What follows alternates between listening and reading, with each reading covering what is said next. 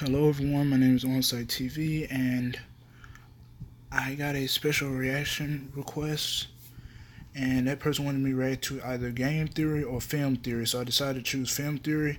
And this one caught my eye because I used to love Disney. Why is it saying no one survives Disney? It just caught my eye. So leave a like, subscribe. Also follow me on social media. I just got off of work and then I gotta get up early in the morning for school. Let's go. So I'm only doing this one video.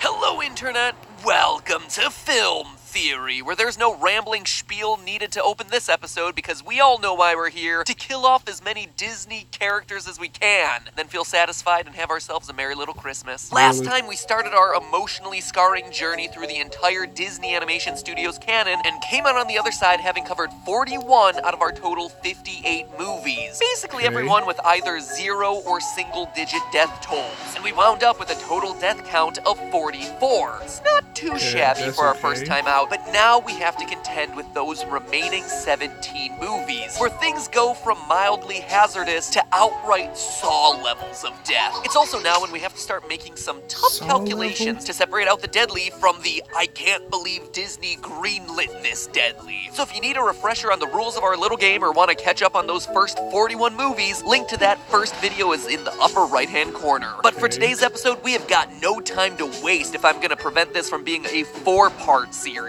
So in the immortal words of Phil DeFranco, let's just jump into it. Oftentimes in Disney movies, they present us with a scene of some light action or violence, but usually cut away or gloss over the actual ramifications of those scenes. As a result, it's easy to overlook the skyrocketing body count that's happening right in front of your eyes. Chicken Little is actually a really good example of this, and a really bad example of 3D animation. It's like Johnny levels of bad animation. Eating sugar? No, Dad. This movie is UGLY and ain't got no alibi. But if you consider the animation rough, the plot is a whole heck of a lot rougher. Chicken Little claims that the sky is falling, and he's right because they're being invaded by aliens. And the thing that's falling is a faulty piece of alien spacecraft. There goes that panel again.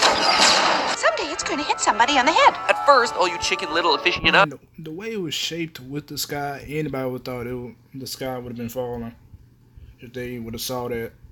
So Chicken Little ain't stupid, like, come on now. might think that this movie would have a 0 death count, since everyone that we see get zapped by the aliens ultimately returns home at the end of the movie. Okay, everything's been put back to normal, except for this one over here. Foxy? But that would mean that you overlooked the mass murder that you witness within the first 2 minutes of the movie, where we watch as a water tower rolls through town, causing massive destruction. Oh sure, most people escape, including this comedically long string of rabbit babies, but not everyone is so lucky, specifically the people in this theater. Notice that this theater is completely destroyed, and cut to the wide shot, no one gets out. So adding up all the bodies crushed under that giant sphere, we get ourselves 17. Meanwhile, in Hunchback of Notre Dame, the one scene is the fire scene near the end, where at least 6 separate houses are burned to the ground because the families inside won't hand over gypsies to the authorities. Find the girl, burn the city to the ground, so be it. Tack that onto the several villagers killed in the last scene, plus the Hunchback's mom and Frollo, for a grand total of about 47. But those two were just the warm-up. Home on the Range is the... That was just a warm-up? 17 plus 47, that's 64 deaths already. That's just a warm-up?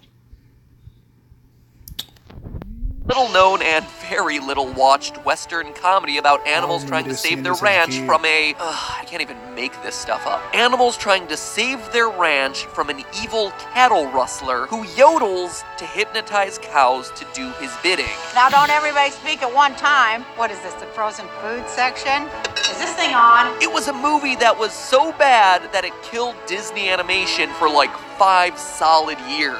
And you know what else it killed? About 304 sapient cattle who were yodeled, hypnotized, and then sold off to the black market of Black Angus. 5,000 cows are saved before the end of the movie, but the 304 depicted in this one scene are never found again. And yes, rest assured, Internet, I counted each and every steer.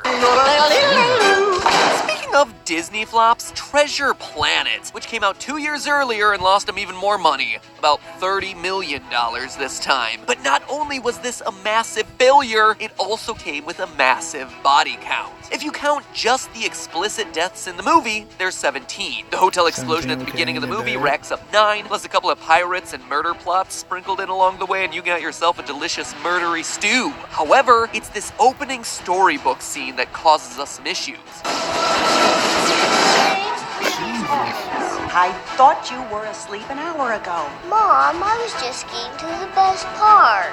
Yes, it is a children's story, but we find out later that the pirate Captain Flint is in fact a real person, and that the treasure planet is in fact a real place. And so presumably everything depicted in this fairy tale is true, meaning that this cruise ship was full of real people and was actually ransacked, and that everyone on board was left for dead. So, running through the numbers real quickly, Flint's ship here is roughly the size of Queen Anne's Revenge, one of the most famous pirate ships in all of history, one of the ones that belonged to Blackbeard. That ship was about 100 feet or 30 meters long. Based on this wide shot of both ships, we see that the cruise ship is going to be about 6 times longer and 4 times taller than the pirate ship, meaning that it's going to be about 600 feet or 180 meters long. Modern cruise ships of that size usually have between 700 and 1,000 passengers and additional 300 crew members on board. So let's lowball it and say that 1,000 deaths total are in this scene, suddenly jumping our movie with a total of 17 up to 1,017. Like I said at the beginning, all it takes is one scene and the numbers fluctuate dramatically. 1,000 and... That's about as much as a small neighborhood. God damn. I knew Disney would be dark with the creepypastas, but I didn't know it'd be actually like that in real life. Nah, you don't want to go to the Disney action, I see that. And with that, we have ourselves a new frontrunner in the contest for Disney's deadliest movie. I don't know if fictional massive losses of life are something to celebrate, but okay. Having established a new leader, I need a bit of a break. There's only so much early 2000s era Disney that I can take in any one sitting, so let's wash it off us like taking a cold shower with some much beloved Disney classics. Classics that are so brutal, I literally cannot watch them because they are so sad. That's right, we are talking about Bambi. The universe Bambi establishes implies that any forest creature from deer to rabbit can talk, think, and make character developing decisions, meaning that any animal that dies during the course of this movie is going to get added into our kill count. And aside from the infamous scene of Bambi's mother being shot, there's also a dramatic forest fire scene. Remember, this is what passed as children's entertainment. Having just gone through a forest fire here in California where the fire burned literally across the street from my house, I've gained a sudden appreciation for how devastating and scary these sorts of fires can be. I assumed that in Bambi, all those woodland creatures would quickly become crispy fried, but surprisingly, that couldn't be further from the truth. National Geographic published a 2014 piece entitled "What Do Animals Do in a Wildfire?", where seasoned bush firefighter Gabriel D'Eustachio claimed that he didn't usually see animals trapped in the fires. The article goes on to point out that the loss of life for animals in these situations is probably smaller than we'd think, something that's supported by yet another article from the U.S. Fish and Wildlife Services. Because animals have such better senses than we do, they're able to evacuate areas on fire long before it becomes an issue, and most deaths only come from old or injured animals. And that's an important fact for our purposes, not just because we love animals, but because in Bambi, Bambi is the injured animal running away from the fire. He just came off of a brutal head-to-head battle against another deer, and yet he still manages to escape, along with the birds, squirrels, and rabbits that we see making it away from the flames. So how many died? Well, while there aren't any significant studies on the numbers of wildlife lost during forest fires, the Rim Fire in Yosemite National Park, the 5th largest in California's history, only saw about 345 elk die out of an estimated 50,000. There were also 36 mule deer, 12 moose, 6 black bears, and 9 bison lost to the flames. And that was a huge fire, whereas in Bambi, we can actually see the outer limits of the flame. So let's overestimate and say that Bambi's fire is about 1/5 of the size size of the rimfire. So about 80 animal casualties altogether. Oh yeah, and let's not forget about Mom, 81. If we want to start getting into higher animal death counts, well, we're gonna have to start looking outside the forest and take it under the sea. Yep, this next fun, deathly subcategory is one I like to call the fishy queens, because almost all their fatalities are just sapient sea creatures biting the dust in massive quantities. The first surprising entrant in this category is Alice in Wonderland, which racks up a kill count of 12 just from this walrus polishing off a dozen oysters in a scene that is surprisingly horrifying because, look at this, they are wearing bonnets. They are established as baby oyster. 12 of them already dead and they just infants. Bruh. Got 4 playing cards who are hauled off to lose their heads, and Alice rings in with a surprising death toll of 16. Certainly not to get at the title of Disney's deadliest movie, but it is enough to get at Disney's deadliest movie when it comes to killing children. Continuing to fill watery graves by the dozens are Brother Bear and Pinocchio, which both lose a shocking number of sapient fish. In Brother Bear, we never actually see the fish talk, so it could be questionable that they're sapient, but I'm gonna assume that they are because every other animal that we see in the film is. So how many fish die in this movie? Well, they literally have an entire song dedicated to fish genocide. 81 salmon bite the dust in just that 3-minute scene alone, which gives us a whopping 27 deaths per minute. But it doesn't even tip the scales. The fish scales, that is, when compared to Pinocchio. Hold on, y'all.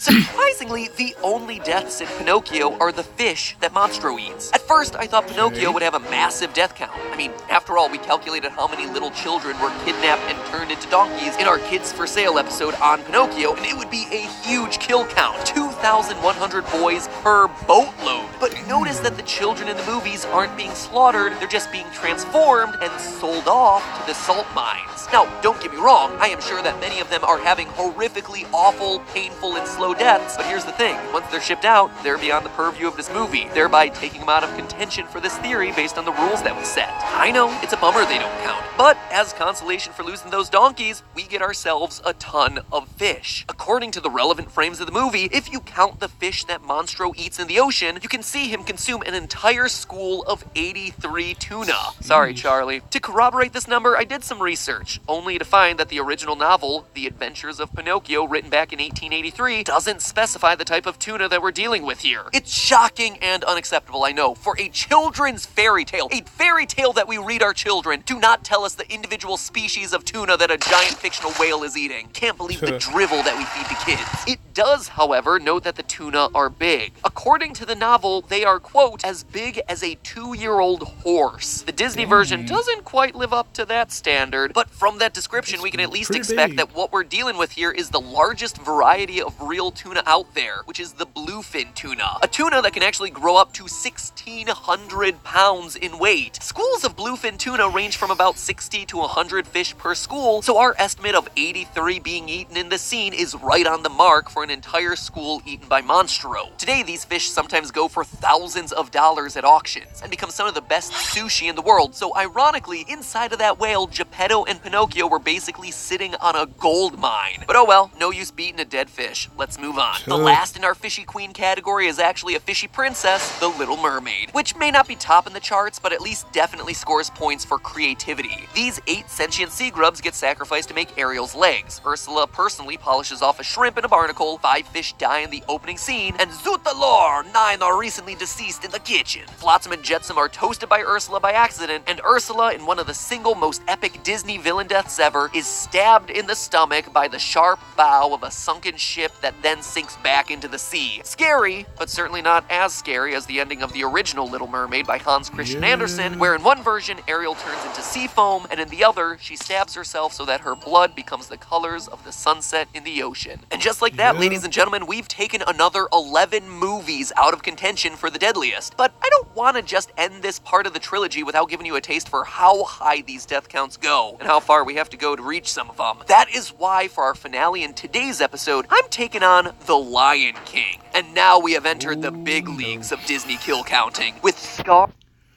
I already know where this is going. Especially when them hyenas took over with Scar. I'm betting at least 3,000. That's how high I'm betting of death count. At least 3,000 or more.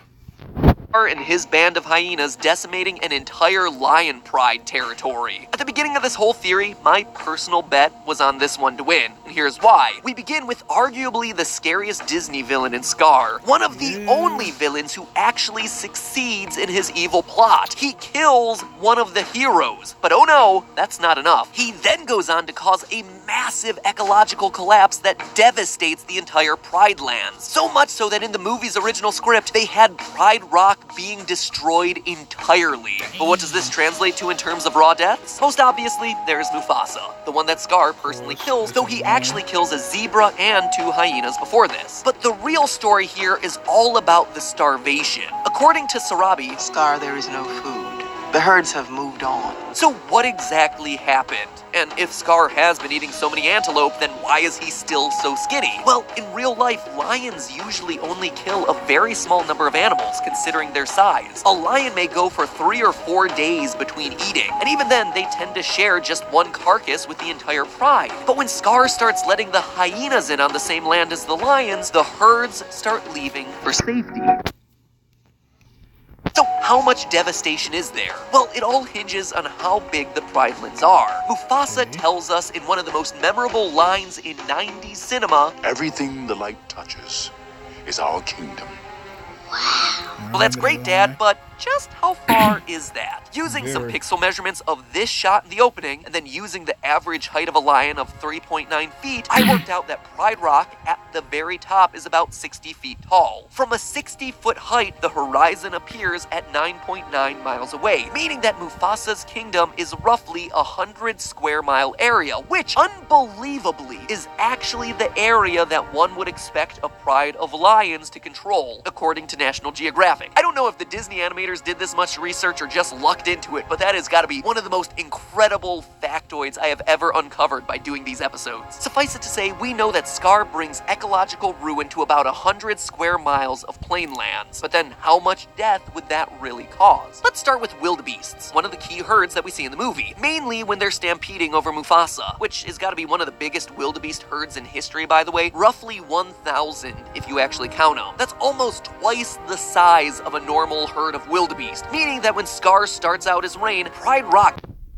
enormous wildebeest herds in Africa. And to chase them out of the area is going to mean a lot of increased hunting and lost food for everyone in the Pride Lands. Scar wants to allow not just some hyenas, but a whole society of hyenas into the Pride Lands. I counted 139 total in this shot from Be Prepared, which is a massive amount of hyenas to drop into one contained area. Usually, hyena pack sizes top out at about 80, and with spotted hyenas, like the ones that we see in Lion King, that number is usually even smaller. So how much food would 139 hyenas eat? Hyenas consume roughly 11 kilograms or 24 pounds of food every week. In nature, that may include its share of tasty wildebeest, but they can also chow down on all kinds of smaller critters and even some bugs. Of course, with Scar's regime giving the hyenas anything they want, we can imagine that a lot more of their diet is going to be shifted towards the bigger.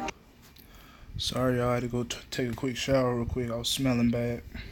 Back to the video.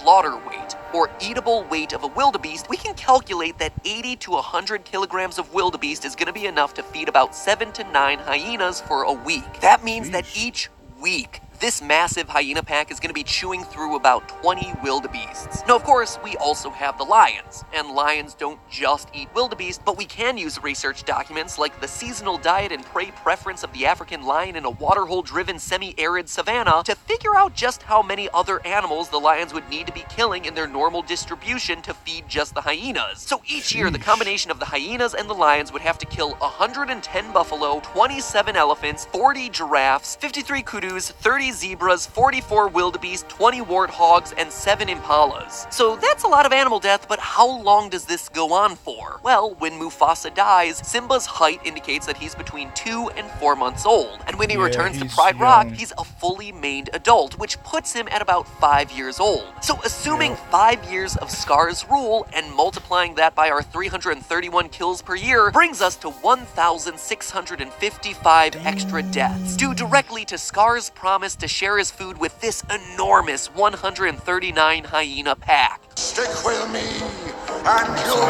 never go hungry again! yeah, Still and then alive. Scar dies in the end. And that, my friends, is what it looks like to get into the big leagues. The new number to beat is Lion King with 1,660 deaths. After 53 movies with a whopping total of 3,518 total deaths, we only have 5 contenders remaining in our little battle royale. Will Mulan, Dinosaur, Atlantis, Hercules, or Moana be able to take the crown from the king, the Lion King? We're now up to entire armies dying, extinction-level events, and acts of God, or rather gods. Of the remaining contestants, let me know who you think has the edge in the comments, and then get out your umbrellas because it's going to be raining G-rated corpses on the next episode. Who will win this literal death battle? I am dying to find out. But remember, it's all just a theory.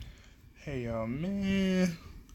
I think the dinosaurs gotta do the Lion King because, of course, the extinction, which took like 1 billion of them. What do y'all think in the comments? Let me know. Like, subscribe. Also follow me on my social media, and I'm out.